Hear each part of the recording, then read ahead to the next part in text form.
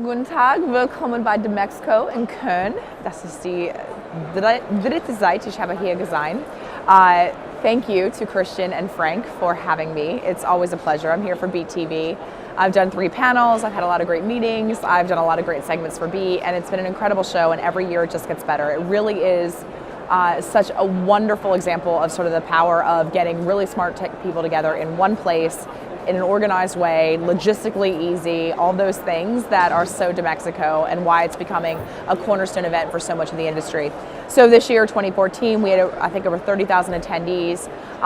There were over 100 countries represented. And what I noticed is, and now there are 3 halls actually, I think what they said it was something like 70,000 square feet now. And when I was speaking to Christian and Frank, the founders of DMEXCO last night, you know, what I was discussing is the fact that over the last 3 years, every year, you sort of, the first year I came, was on the floor, wanted to talk to folks in booths. It was all German, folks were, you know, not a lot of English, more international last year. This year, it's hands down an international show. It's not even just European, it is global, right, which is great.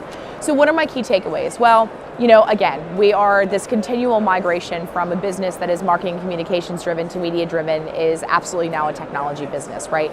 It is inundated with a lot of folks doing a lot of the same things. I think that's sort of one of my takeaways right now is that I know Europe is kind of a fragmented market. You know, Europe is not a country, but the reality is that there's a lot of duplication, a lot of folks doing the same things. There are big media companies like Google, AOL, and Yahoo that have their sort of cornerstone ad stack, whether it's serving, it's programmatic, it's automation, et cetera. Now moving more into analytics. AOL's Convertro acquisition suggests they're moving into sort of more attribution-driven modeling and KPI-driven modeling.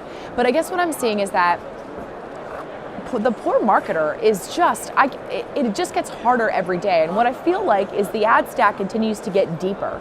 And we have a continual sort of additive set of solutions and technologies and players that are entering the market, or that are, you know, through consolidation, you've got big shops that are trying to be the full integrated stack that is all things to everybody. That's the AOL, the Yahoo.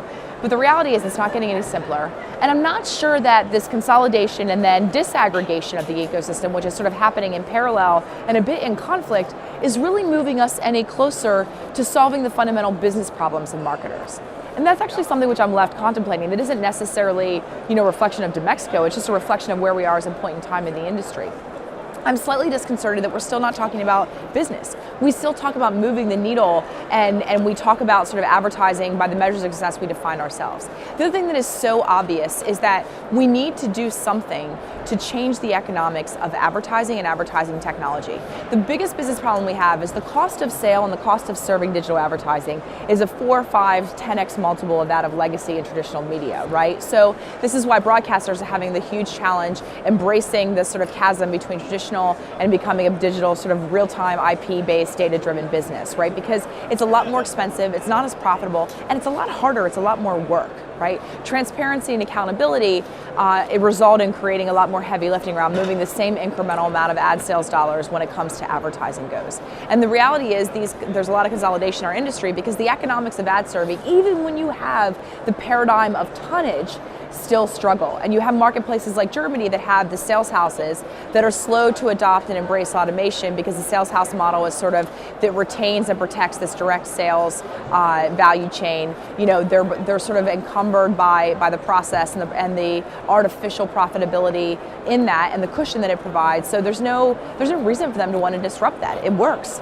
And video is an illiquid market. Even though it's nascent in Europe right now, it's still a liquid, which means there's no reason to sort of really disrupt it and change, right?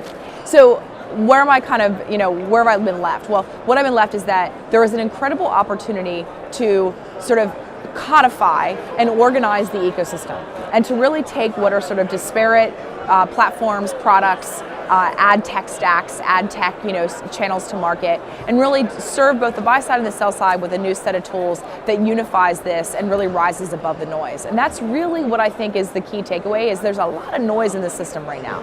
The pipes are full, there's a lot flowing through them, and somehow we as an industry have to better serve our marketers to ensure that they are empowered to make informed decisions, both on investment in media and technology, as well as in driving higher return on investment in their business as a result of that spend. Thanks for coming. It's been a great year. Vielen Dank und bis nächstes Jahr. Tschüss.